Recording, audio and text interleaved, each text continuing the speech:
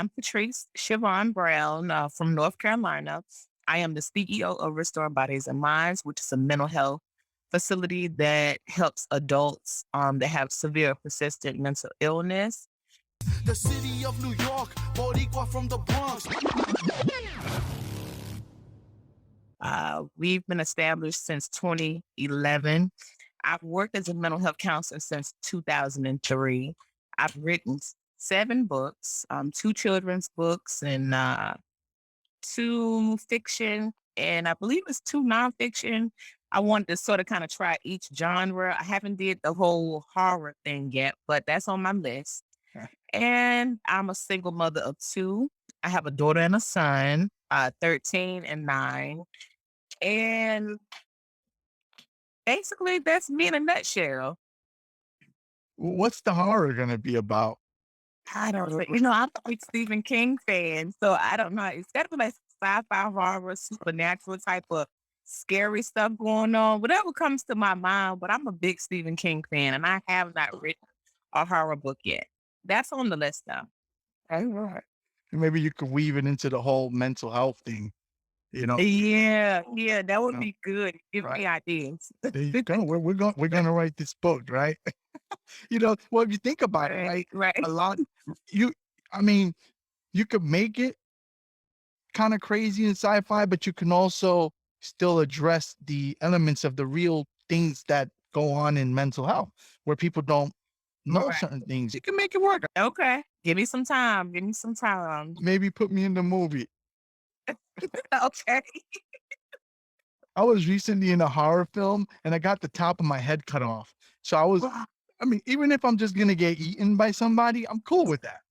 You know, Okay. I was a hitman, right? So I went in there to basically, shoot these guys, and my gun jammed, and one of the psychos in the theater came out with a chainsaw and basically cut the top of my head off. Pretty fun stuff. Oh, wow. Okay. It was cool to experience that though, right? Yeah, It yeah. was It was cool. it was it was fun. It was when it was happening, he was like, "Okay, Ange, I need you to go like this. Just go like this." And I'm like, I don't think that's the reaction somebody who gets the top of their head cut off would do. They would kind of just drop or would think, right?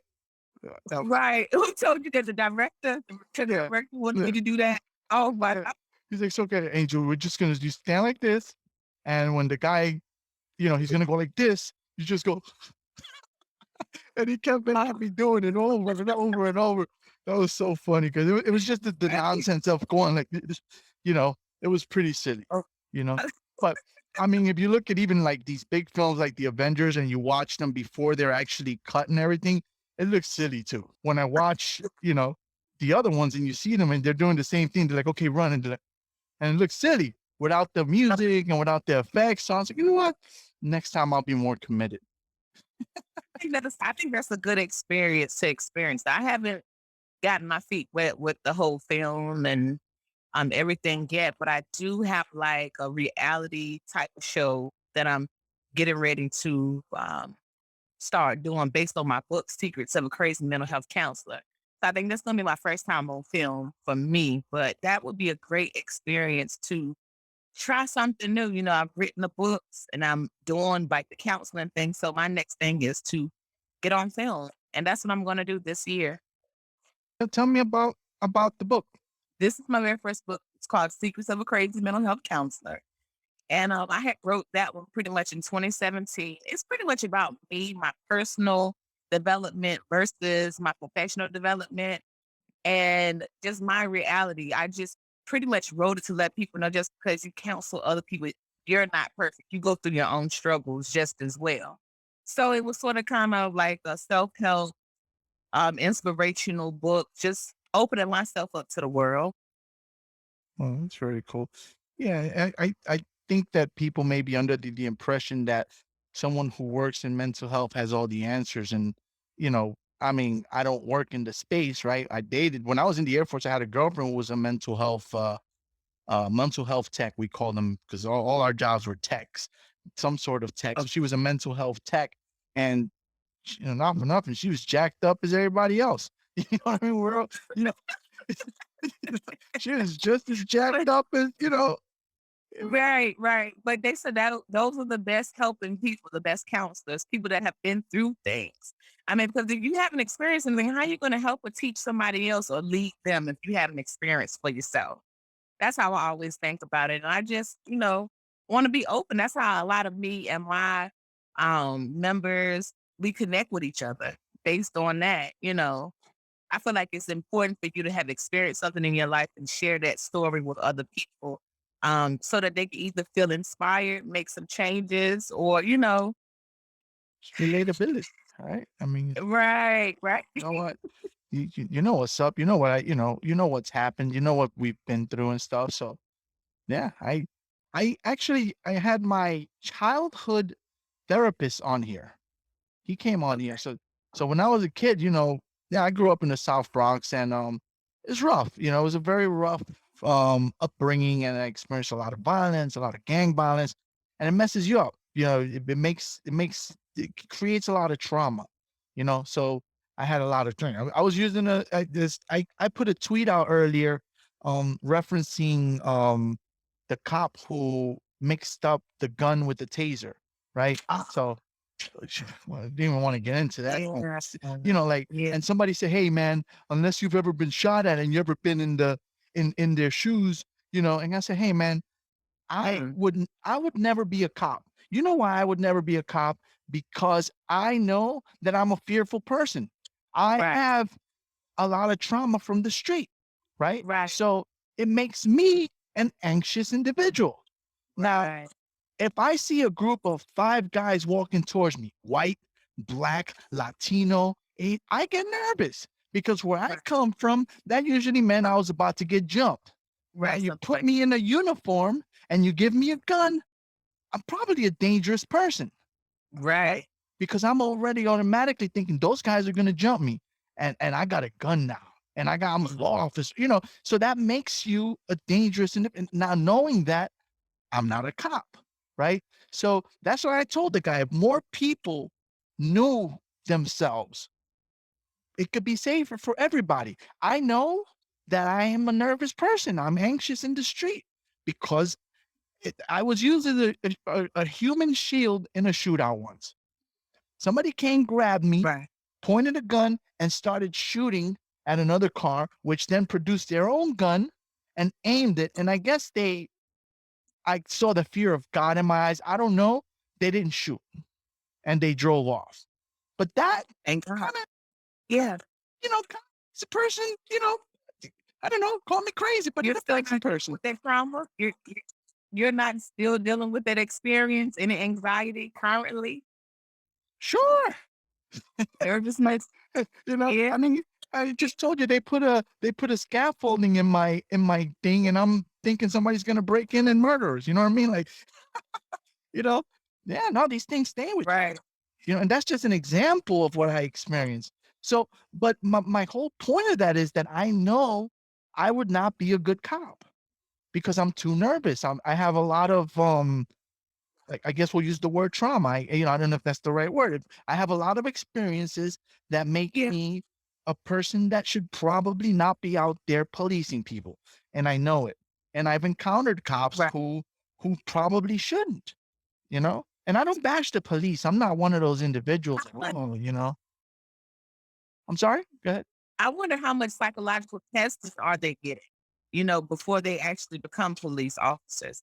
I wonder how much testing are they getting, not just physical, but mental, psychological testing are these police required to get and undergo when they're doing the officer training. And each year, I wonder what's required because if they're making these mistakes, I'm getting a taser confused with a real gun, something may not be right. And I wonder what are their requirements to still be a police officer? What are their training requirements? So I think a that's lot what of it all boils down questions. to. Yeah, it boils down to training. And you Yeah. also have to address the trauma. If you're an officer, you're under a lot of stress. It's a tough job. There's no question about it. I've been in the military. I've worn that uniform. I've been security in civilian sector. I've worn that uniform.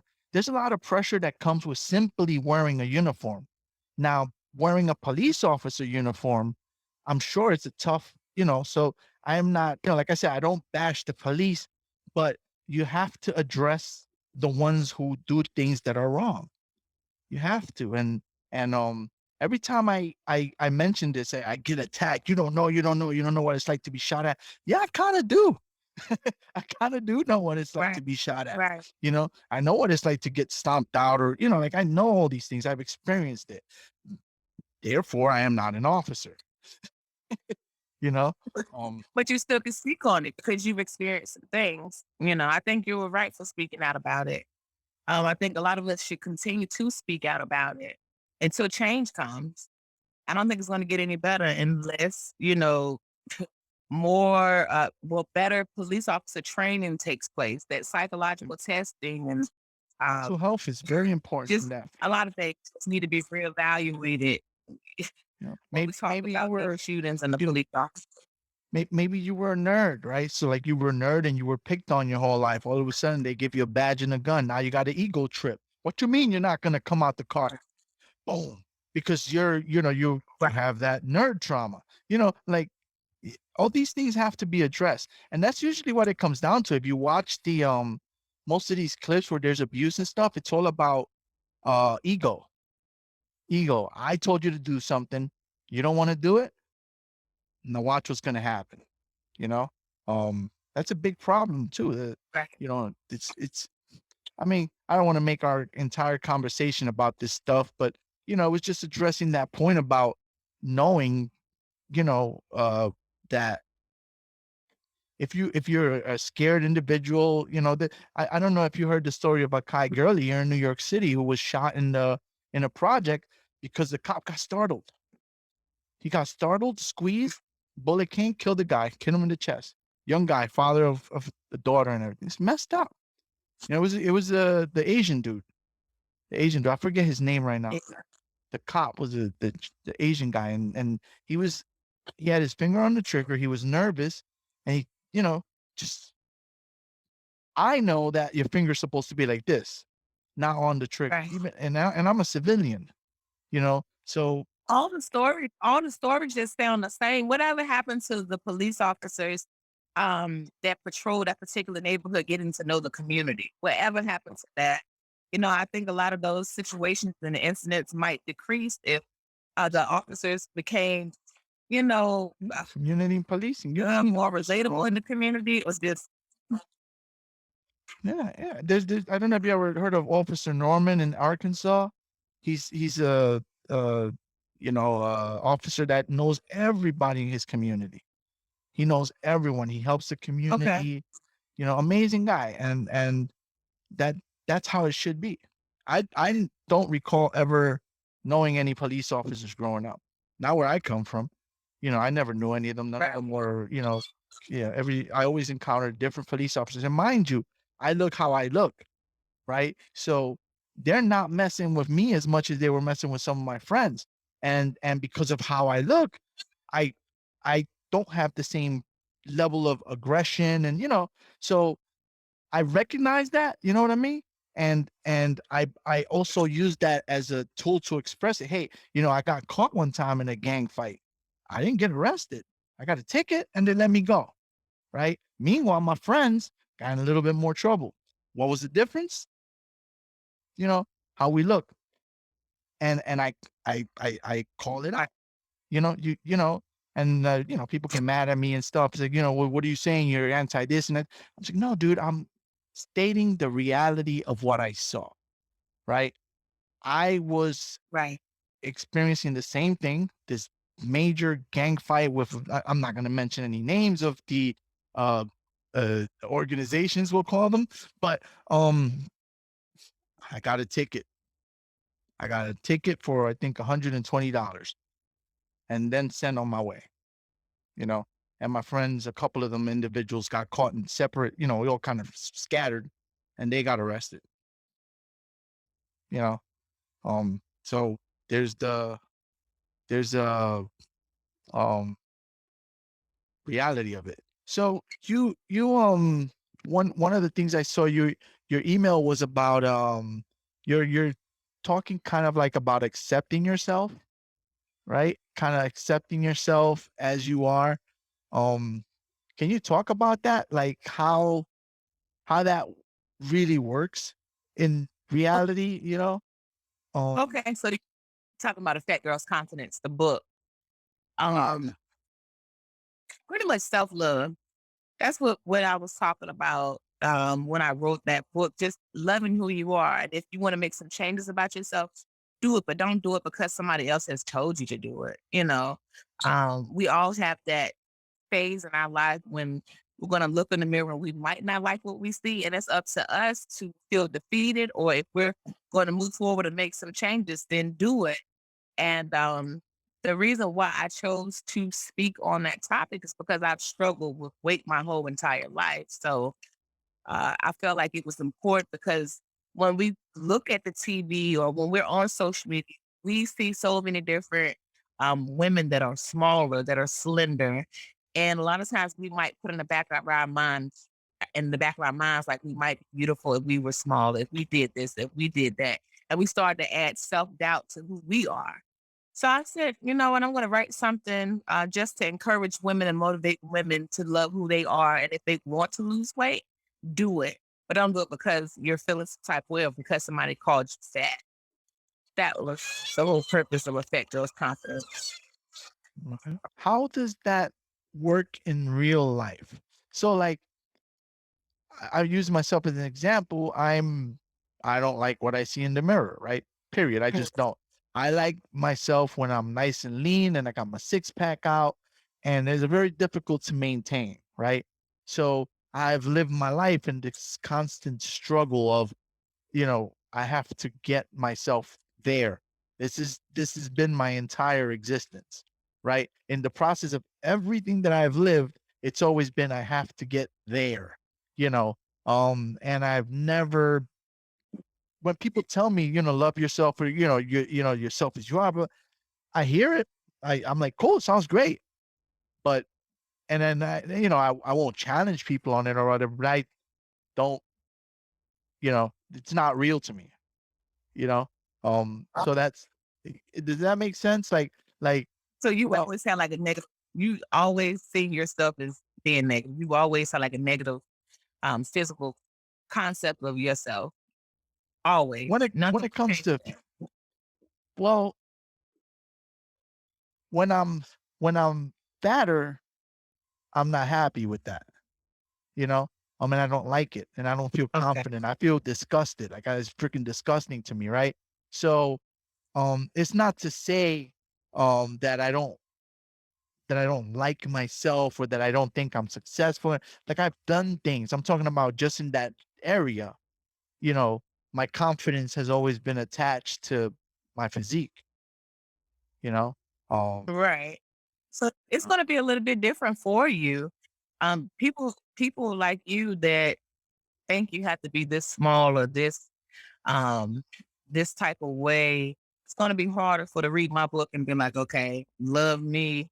No, I'm gonna love me once I get to this level, once I lose this weight. Yeah, that's always gonna be in the back of your mind.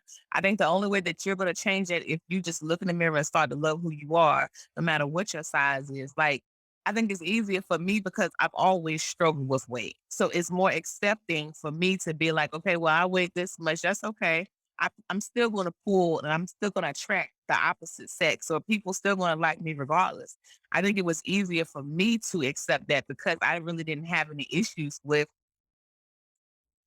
finding somebody that's going to be attracted to me. Like I was attractive with the weight on or with the weight off.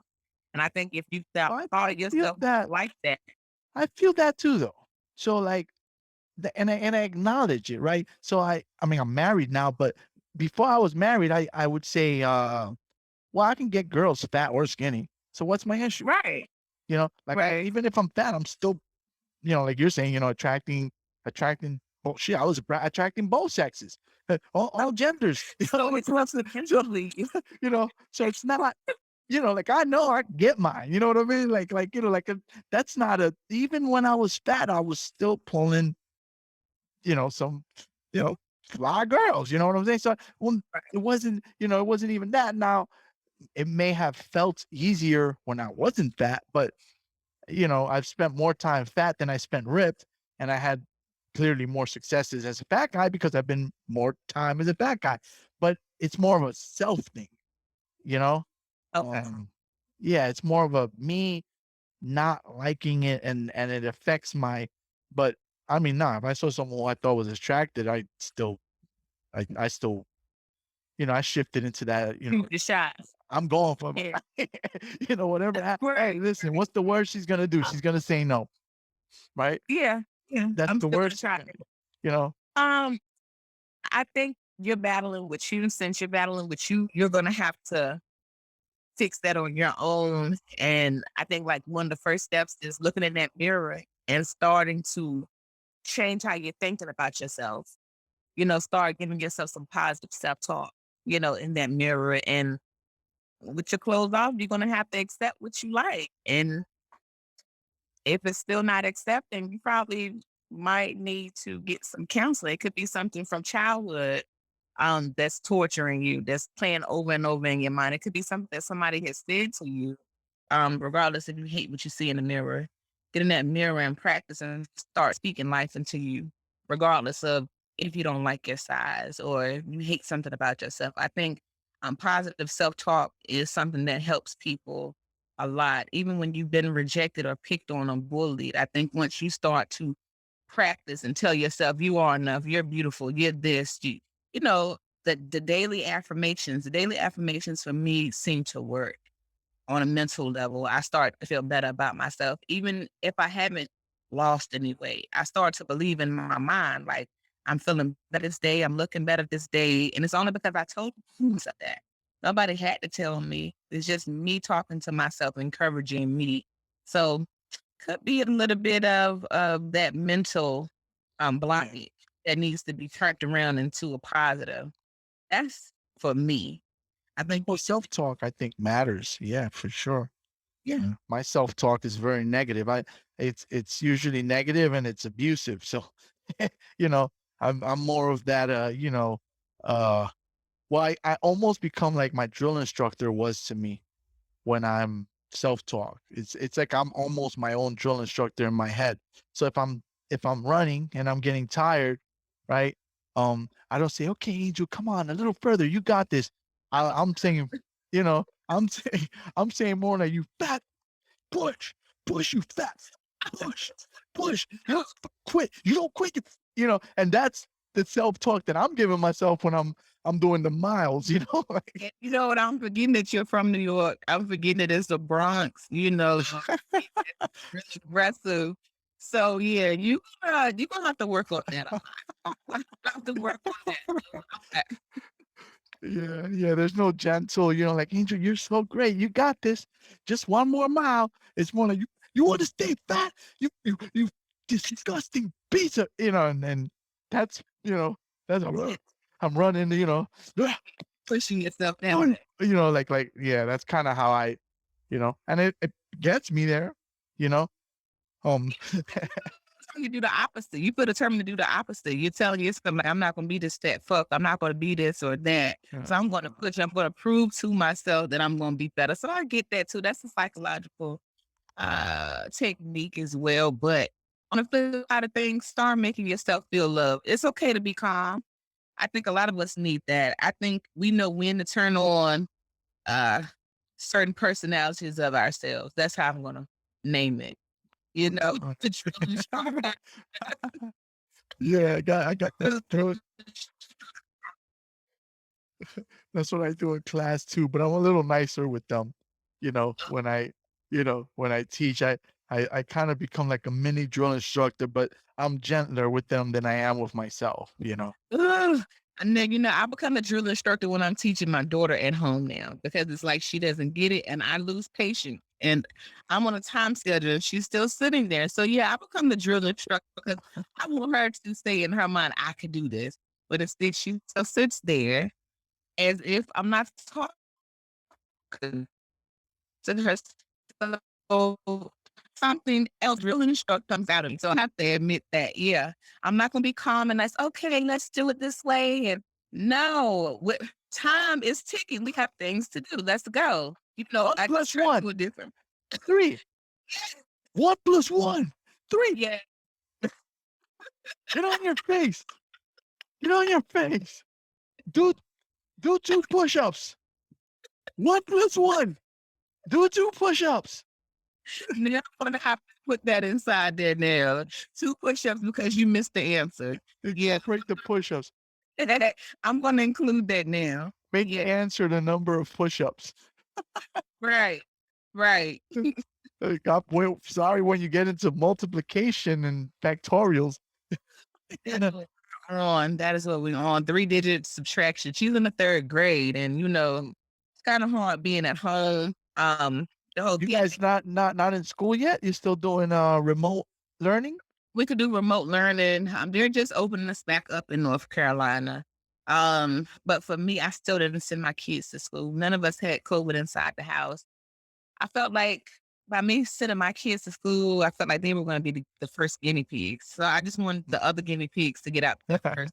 Let me see the statistics on the children going back to school because I haven't seen any yet. The number of sick children, the COVID Have you study. guys done the vaccines yet or not yet? They have the big things going on, but still, I want to see the numbers. Yeah, Where I the feel you. statistics from these children returning back to school? Where are they? My children aren't going to be the first guinea pigs. I'm gonna let the other kids be guinea pigs first, and then I'll think about it. I'll think about it. You know. Yeah, So yeah, you're right. I haven't gotten it yet. I'm scheduled for the end of this month, to get it.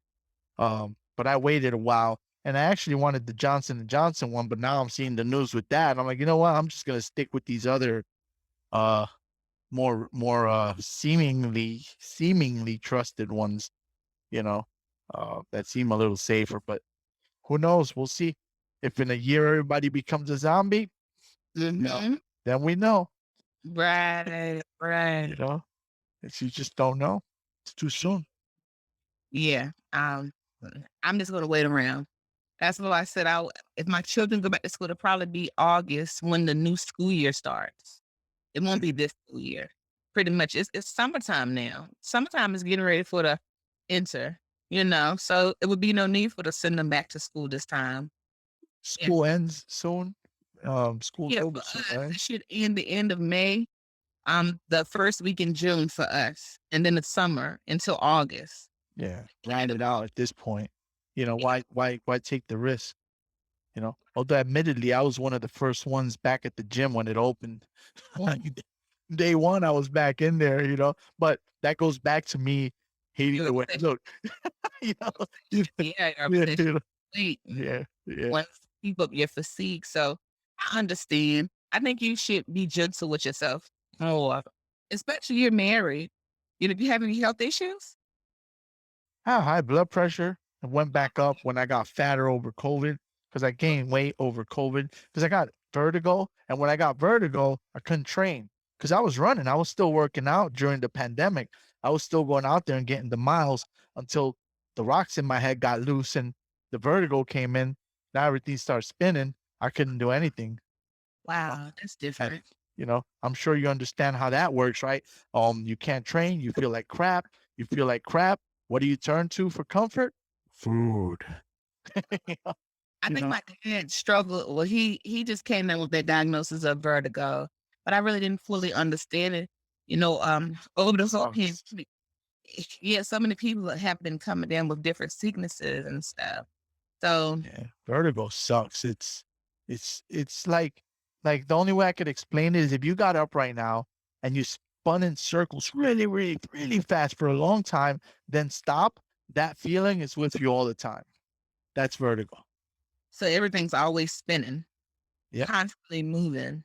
Every movement you make, you're like, it's just it was the weirdest thing and very, very I thought I was having a stroke, like like I went to the ER that night and I told them like everything is like I couldn't stand. They're like, that you had drugs? I'm like, no, I didn't do no drugs. I was reading a comic, man. You know, I was sitting in bed reading a comic. All of a sudden I felt everything just go like and start spinning on me. And that's where it took me like 6 months where I felt normal. Now every once in a while, certain movements I'll feel a little dizziness, but it passes. It's not constant like it was. So hope it goes away for him because that is just not fun. you Is know. it some medication that they put you on for the help? The medication made me even worse because in addition to being dizzy now, I felt high and numb, you know? So it just made the whole experience like, you're now a zombie who was dizzy, whereas before I was just dizzy. But at least I had my focus, you know? So I stopped taking I forget the name of it, meclizanone, I think it's called. It's supposed to be like for seasickness and stuff, but it makes you like you're like Janelle, no, so dang. so I was like that and dizzy. Whereas at least the other times I was like dizzy, but at least I was yeah, that was very unpleasant. Is it hereditary? Is it something in your family? It could be, it could sometimes be just, there's these little crystals that are inside our ear that control our perception of gravity and movement. And if any of those gets out of there, it goes into this liquid sac. And that liquid is what tells your body you're up, you're down. Now you got this thing in there moving. So your body's thinking it's up, it's down, it's left, it's right, because of those little crystals. Sometimes they dissolve and kind of go away. Sometimes they go back in where they belong. Like I don't know what happened with me. One day I was just okay. Like I laid down and I was like, huh. Because it went from spinning all the time to spinning only when I laid down. So like I knew, okay, I'm gonna lay down, everything's gonna spin. I was fine, I knew it. So I laid down and I'm like, just wait, it stops, I'm cool, you know? And when one day I just laid down and all of a sudden I was like, Mm, woo woo, like I'm right. good. And it was just gone. None of the treatment they did help, nothing helped. It just went away on its own. Yeah. Were So you stressed at the time or you were just normal? no, I was chilling. I was reading a comic book. I was having a grand old time with my comics. You know, I was in, I was laying in bed just chilling. You know, no agitation, nothing. I was just you know, and all of a sudden there it was.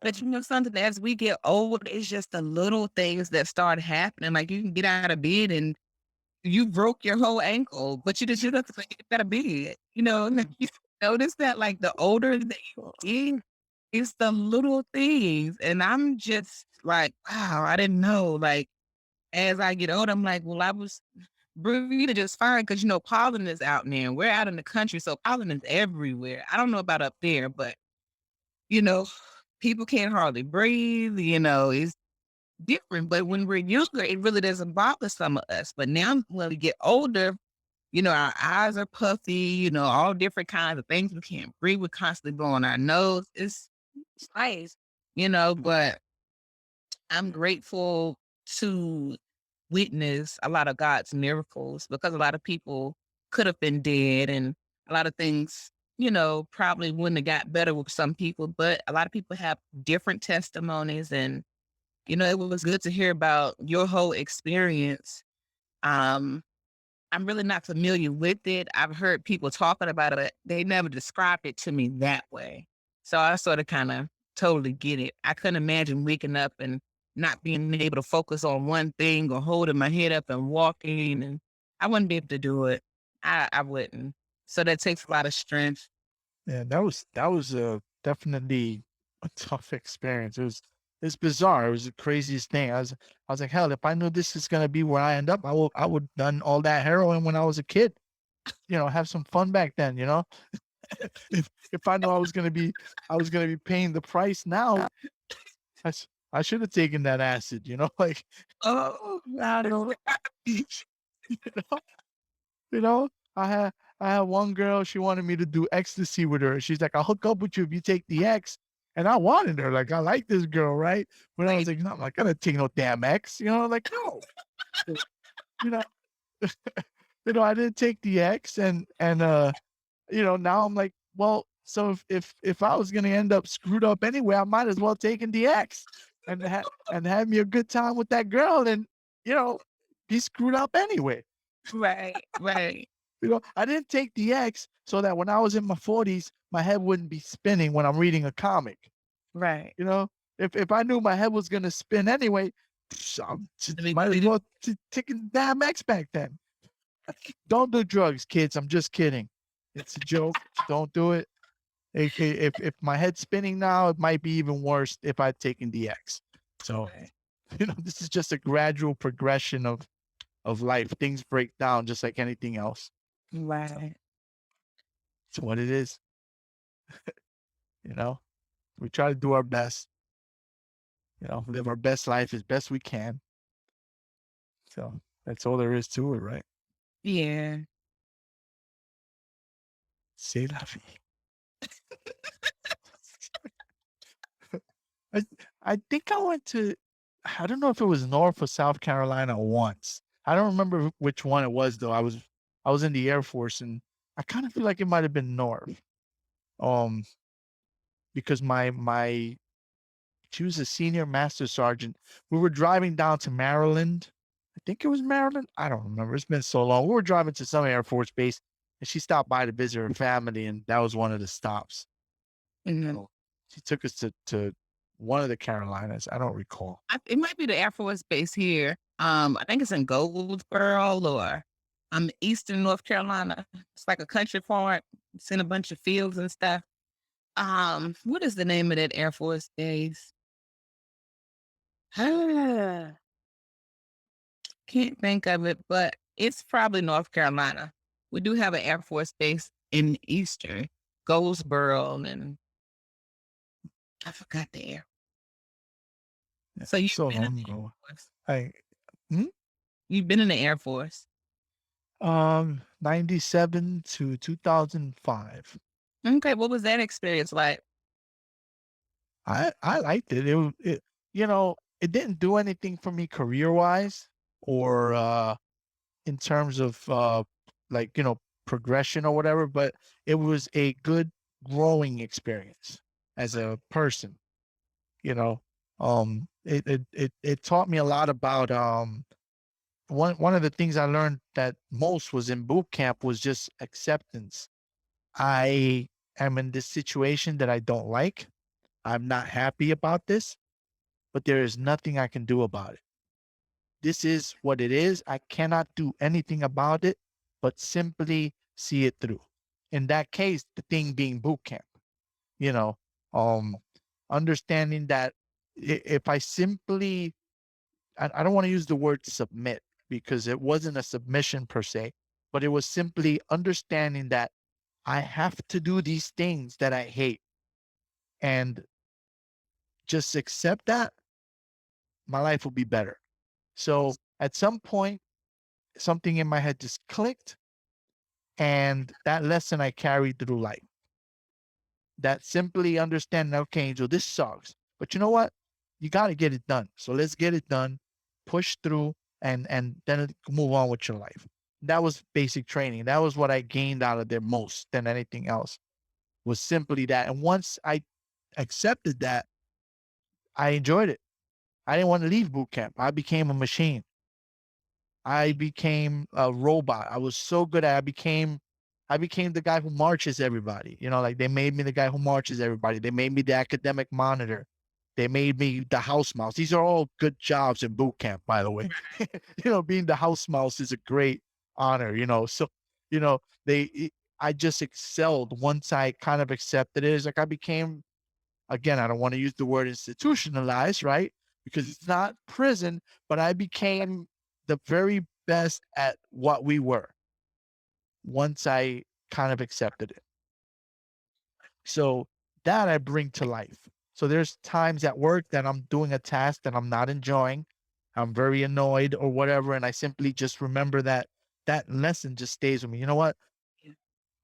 I don't want to work with this person. I don't want to do this. Let's just get it done. Yeah. Yeah. Let's get it done. The quicker you get it done, the quicker we can move on from it.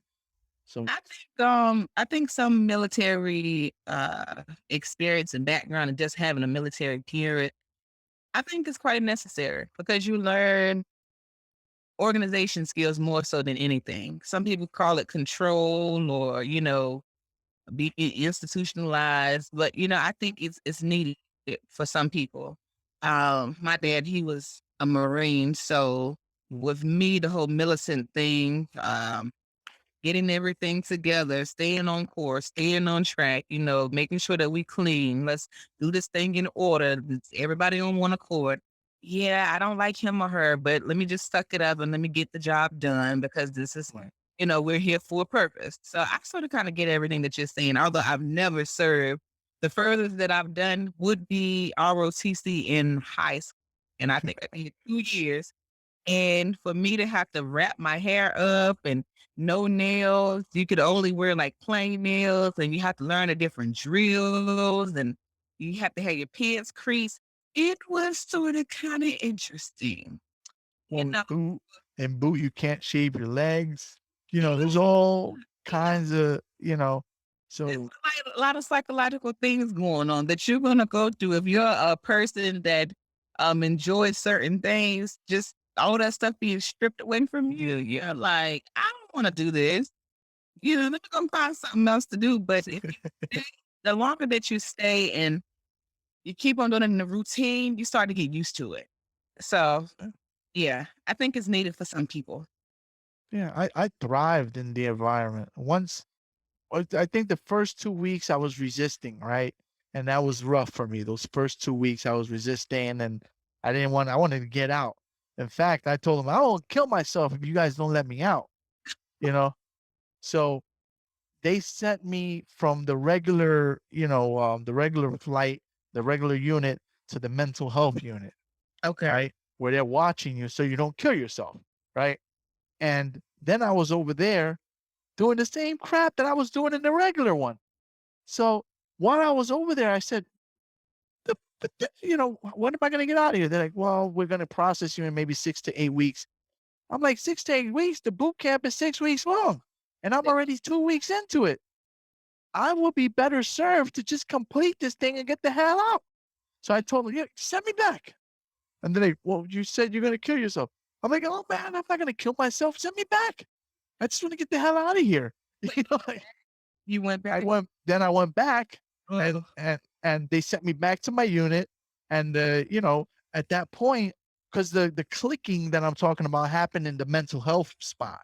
mhm, That's when I realized, like, I'm stuck here no matter what. I tried to get an easy way out, and it mhm, turns out to be a longer path. mhm. And I'm You think still they did that doing on the same. purpose? You think they did that on purpose? I don't know because some of those guys were not allowed back. Oh, okay. Yeah, so I honestly don't know if that was the intent or not. The Um, screening. but it was the mental health spot where all the dudes some of them were legit, like they were troubled dudes. I was Yeah. just depressed and sad and shit, like I was all bummed out and you know, before I left for boot camp, me and my wife at the time we had a miscarriage. So we had lost a child. So I was very depressed. I wasn't, you know, so I was crying all the time and shit. I was just in a bad place and you know, they're asking, "Hey, you okay?" But when I told them, "No, I don't want to do this, man. I want to cut my wrist," and that's when they sent me over there. You know, Mm. and then when I was over there, and I'm just like, "So, can I go home yet?" Yeah. They're like, "No, you're not going anywhere. We're gonna keep you here. Maybe another 4, 5, 6 weeks." And I was like, "Why don't you guys just send me back?" Right. And then they asked me a bunch of questions, and when they sent me back, at that point, I became like the model airman. I was you know, I was a machine. Like I said, I thrived in the environment. I felt weird when I came back home. Ah, I felt out of place. I felt, like I was just like, well, I don't want to be here.